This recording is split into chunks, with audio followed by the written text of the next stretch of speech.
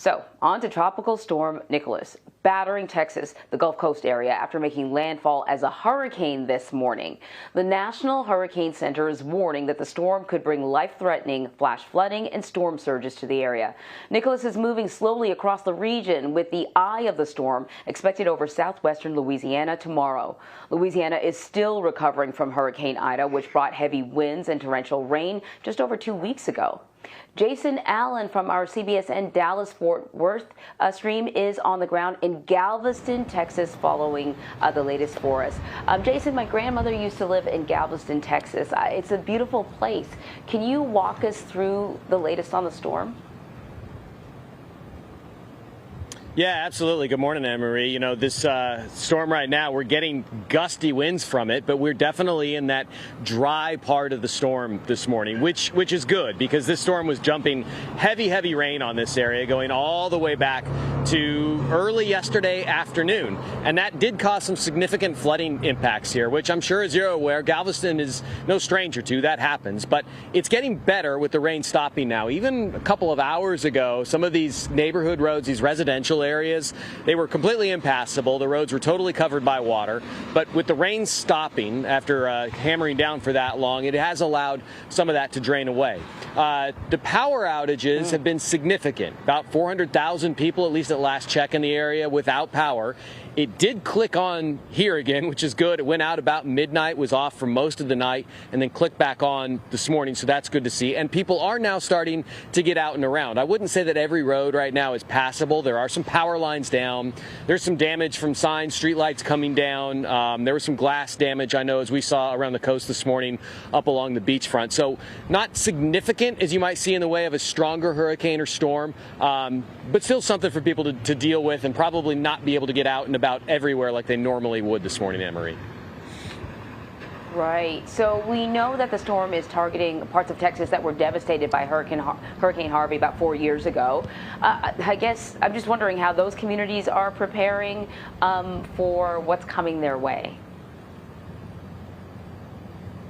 Yeah, that is definitely on everyone's minds around here over the past couple of days as they saw this storm. Is this going to be another Harvey? And so flooding was definitely first and foremost is what they were thinking about. Now, forecasters were right in saying it probably isn't going to amount to a Harvey. It's not going to take the same path. It's not going to sit over this region the way that Harvey did. But flooding was the main concern out of this one. I think the wind kind of caught people off guard. You know, even as the storm was approaching yesterday, we saw a lot of people coming to the coast to see it.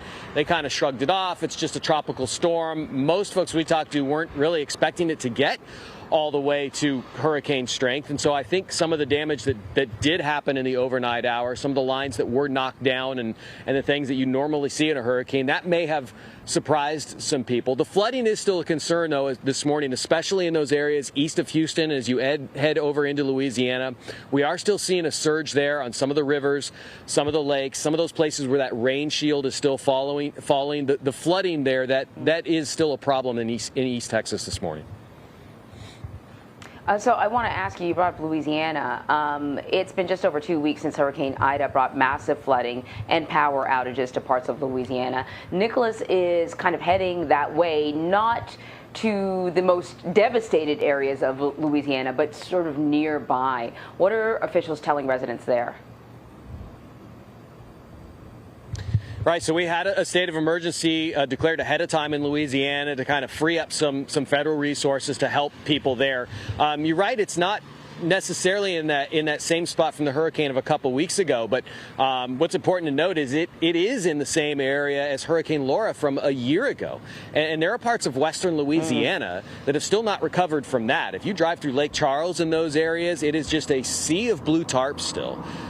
So there is still significant damage in those areas. They're getting pounded by this rain. I know a lot of the rescue and recovery groups that work out of the Texas area and down here along the Gulf Coast, they were watching this storm, and still most of their crews are stationed in Louisiana, so they were trying to quickly help people and prepare for that this morning. So it's very likely there are going to be people in Louisiana who see more damage from this because they haven't completed the repairs from the storm from a few weeks ago and even from the storm from a year ago, Anne-Marie. You know, there's two things that sort of jump out at me just talking to you. A, the difference that really good infrastructure can make when you tell me that the streets behind you were flooded not too long ago. But also, you know, how long it takes to recover. It's not a handful of weeks. You talk about people in Louisiana that still haven't fully recovered from being hit a year ago. That's why it's so important that we prepare ourselves for these types of storms, because recovery takes an awful long time. Jason, thank you very much. Absolutely. So you can continue to follow this story on CBSN Dallas Fort Worth. All you have to do is download the free CBS News app or head on over to cbsnews.com/live. There you can find all of our CBSN local streams.